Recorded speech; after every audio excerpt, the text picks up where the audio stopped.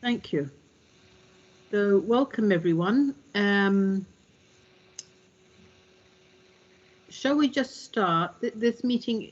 For anyone who is watching, and I don't suspect anyone is, but if they are watching, this meeting is being broadcast live via the County Council website. Are you all right, Councillor Keast? Yes, I was just moving my you seem to be, yeah. You're okay. I just moved it.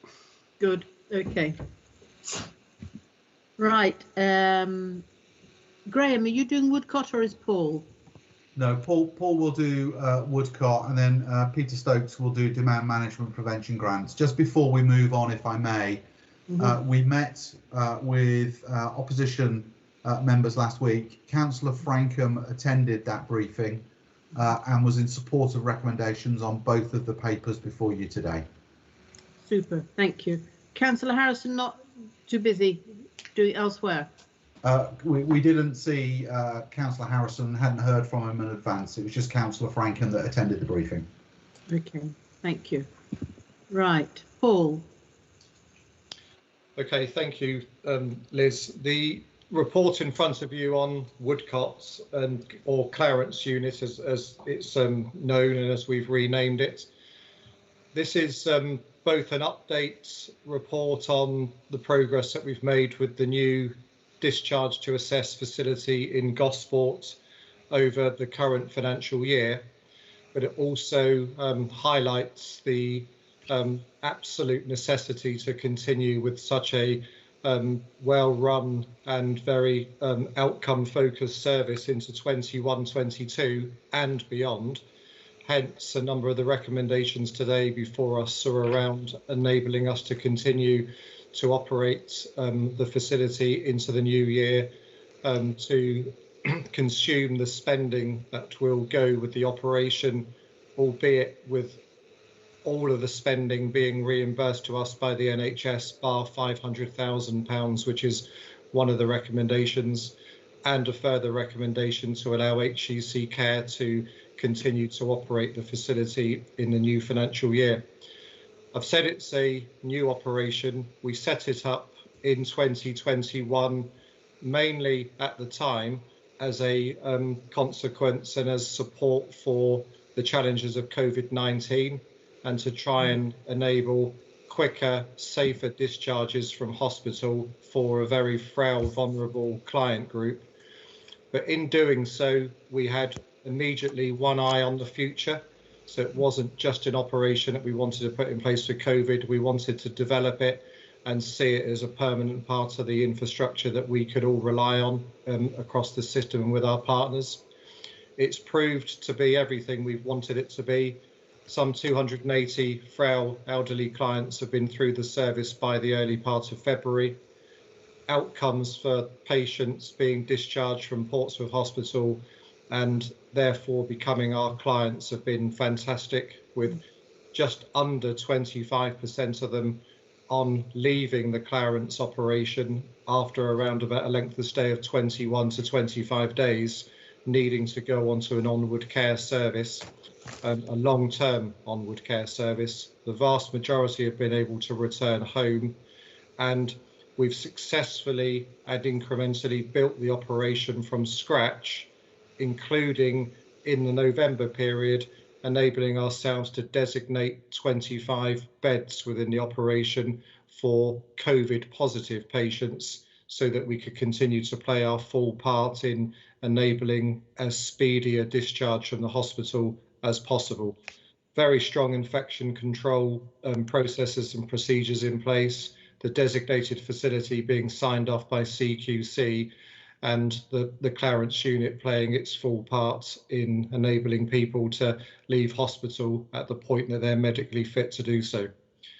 There are sections in the report on the performance, and there's sections in the report on some of the challenges and opportunities for the new year.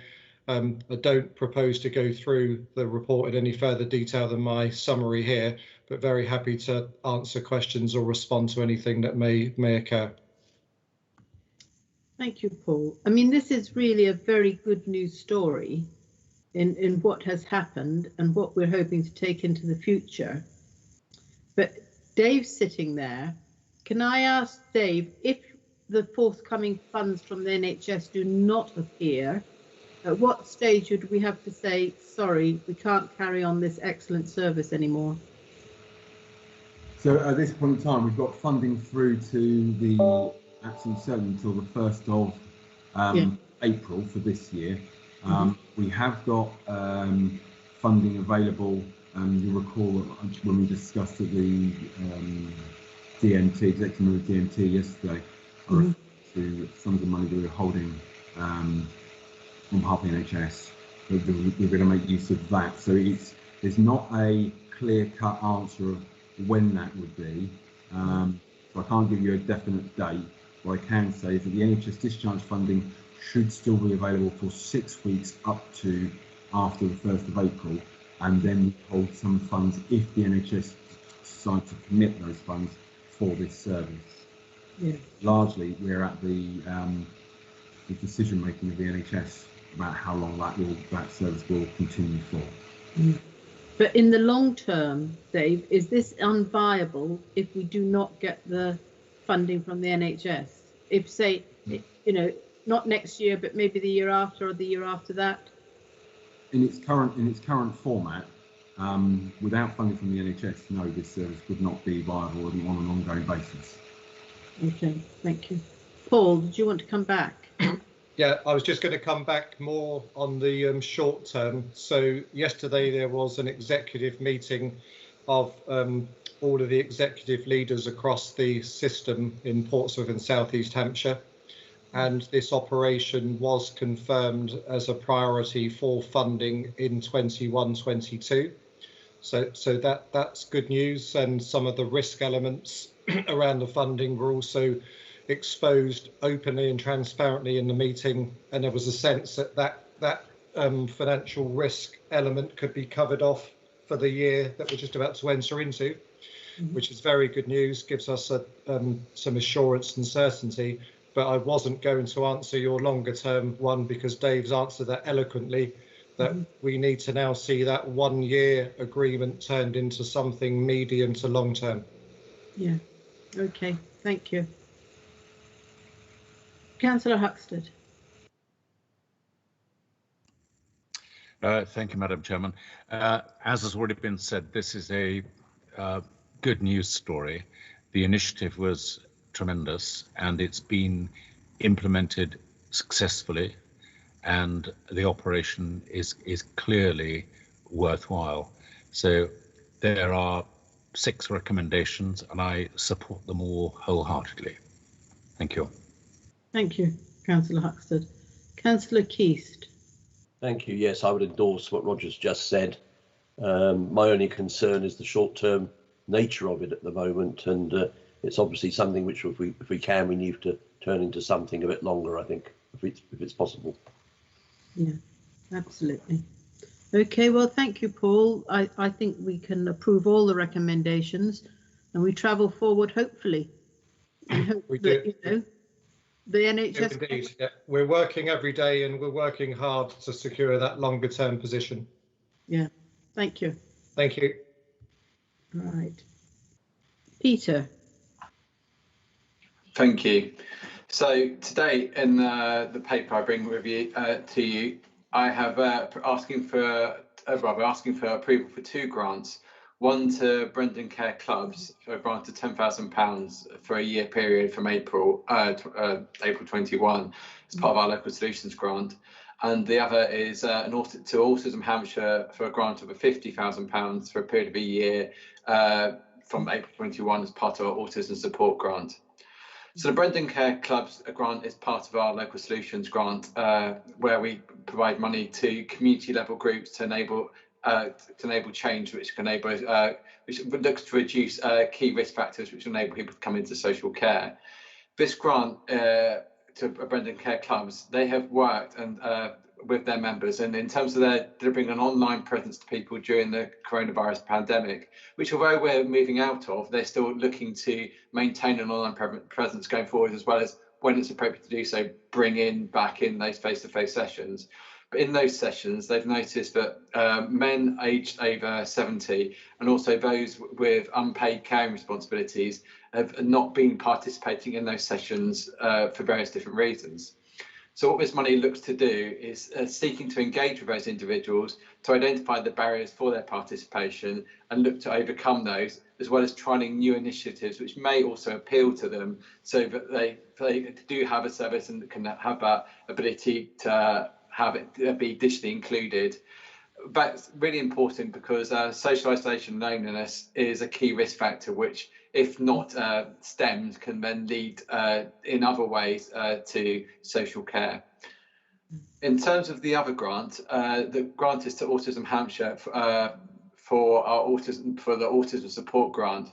This is a grant we have given on previous years, and the criteria remains very similar to those years before, where it's a telephone support service to those with autism, but also to their families and and close carers. As well as the telephone support service, it also can provide support to enable people to access the serendipity groups, which are the user-led groups which help people fill a place within and get an understanding of their autism, as well as in some cases providing that sort of more closer one-to-one support, maybe to help them towards employment opportunities or other points of crisis, maybe around their diagnosis.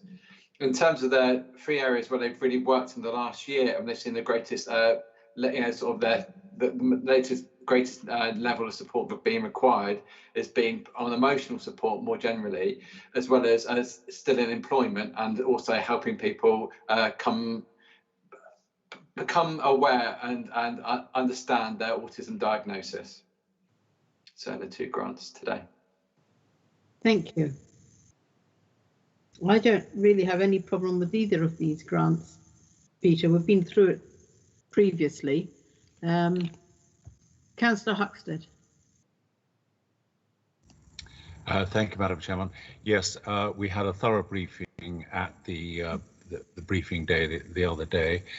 Both of these organisations are of great value to the communities they serve.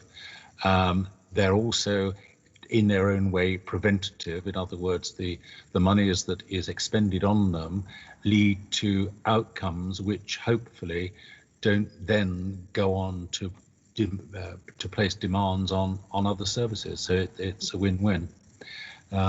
So I fully support the recommendations. Thank you. Thank you. Councillor Keast. Councillor Keast, you're on mute.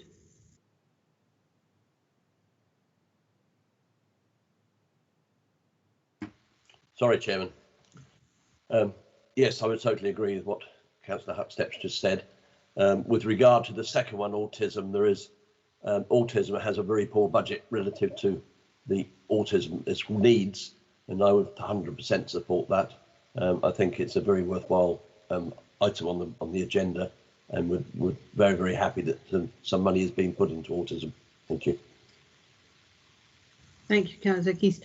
Can I just ask, I believe we're going to change the grant for the autism into just something that will roll over year after year. Is that right?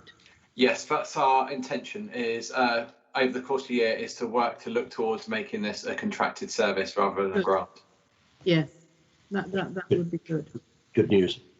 Well, at least then they've got a surety of going forward, and it makes life easier for them. Okay, right, very happy then. Thank you very much, Peter. Thank you. Thank you. And I think that's it. So Marie, would you like to stop the broadcast?